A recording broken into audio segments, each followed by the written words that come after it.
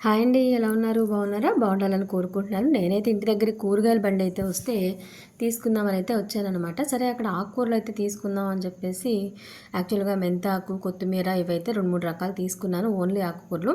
ఈ మధ్య కాలంలో అయితే నాకు కొంచెం ఈ రైస్‌లు అయితే చేయడం ఎక్కువ అలవాటైంది. మెంతి రైసు, కొత్తిమీర రైసు, క్యారెట్ రైసు, టమాటా రైసు ఇవైతే ఎక్కువ చేస్తున్నాను అనమాట. సరే చాలా ఎక్కువ కాస్ట్ అయితే చెప్పాడేంటో నాకు అర్థం కాలేదు. ఆ తర్వాత మాట్లాడదాం.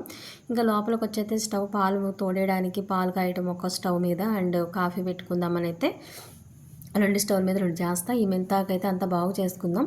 కొంచెం వర్షంగా పడతా ఉన్న టైం వల్ల మొత్తం బురదగా గలీజ్‌గా అయితే ఉంది. ఆకు పెద్దగా ఫ్రెష్‌గా ఉందని చెప్పి అయితే తీసుకున్నాను కానీ సరే ఫస్ట్ మెంతాకైతే బాగు చేసుకుందాము. అన్ని కవర్‌లో పెట్టుకుందామని పొయ్యి మీద పాలైతే పెట్టి ఒక్కోటి ఆకైతే తుంచుతూ ఉన్నాననమాట. ఒక చేత్తో ఫోన్ పెట్టుకుని ఒక చేత్తో ఇలా చేయటం వల్ల మీకు కంఫర్టబుల్‌గా చూపించలేకపోతున్నాను.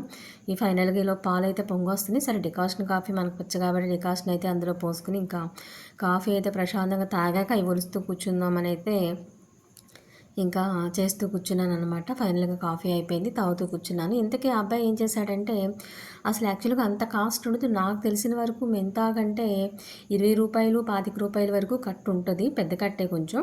అంతకు మించి అయితే నేనెప్పుడూ రూ. 1 కూడా ఇవ్వలేదు. 20, 25 హైలెట్టు. బట్ ఆ అబ్బాయి అయితే ఎందుకో మరి మెంతికూర రూ. 40 తీసుకున్నాడు కట్టకి. కొత్తిమీర నార్మల్‌గానే రూ. 20 తీసుకున్నాడు. మెంతికూర ఏంటి అంత రేట్ అంటే, చాలా టఫ్ అమ్మా ఇది చాలా తక్కువ దొరుకుతది అంటూ నాకేదో సోది చెప్పాడు. సరే కానీ అని చెప్పి తెచ్చిన డబ్బులు సరిపోక లోపలికెళ్ళి కూడా మళ్ళీ వచ్చి ఇంకో రూ. 10 తెచ్చిచ్చాననమాట ఆ అబ్బాయికి. సో, అలానే కొత్తిమీర కూడా తీసుకున్నాను. అది కూడా బాగు చేసుకొని కొంచెం ఫ్రిడ్జ్‌లో పార్టీషన్‌లా పెట్టుకొని, సరే ఈ పూటకైతే కొత్తిమీర రైస్ అయితే చేద్దాంలే అని చెప్పేసి కొంచెం కలర్ ఫ్లేవర్ రావటం కోసమైతే కొత్తిమీరని కొంచెం గ్రైండ్ చేసుకున్నాననమాట. కొంచెం ఫ్లేవర్ కోసం గ్రీన్ కలర్ రావటం కోసం రైస్ అయితే.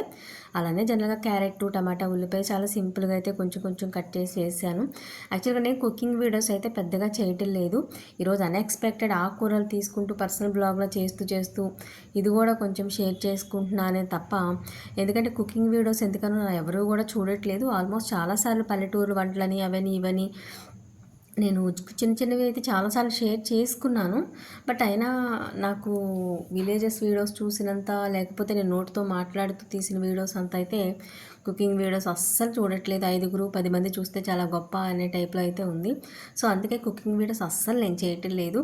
సో ఈ వీడియో ఎలా ఉందో లాస్ట్ అండ్ ఫైనల్ ఈరోజు అయితే నేను ఇంకా కన్ఫర్మ్ చేసుకుందాం చెయ్యాలా వద్దా డిసైడ్ అయ్యి అన్న దానికోసం అయితే ఇది ఫైనల్గా చేస్తున్నాను అనమాట. నేను సింపుల్గా మీకు ఈ రైస్ల గురించి అయితే చెప్పేది ఏముంది, నేను ఎక్స్పెక్టెడ్లాగా స్పెషల్గా కూడా ఏం చేయలేదు. జనరల్గా రొటీన్గా అందరం ఎలా చేసుకుంటామో అలానే చేశాను.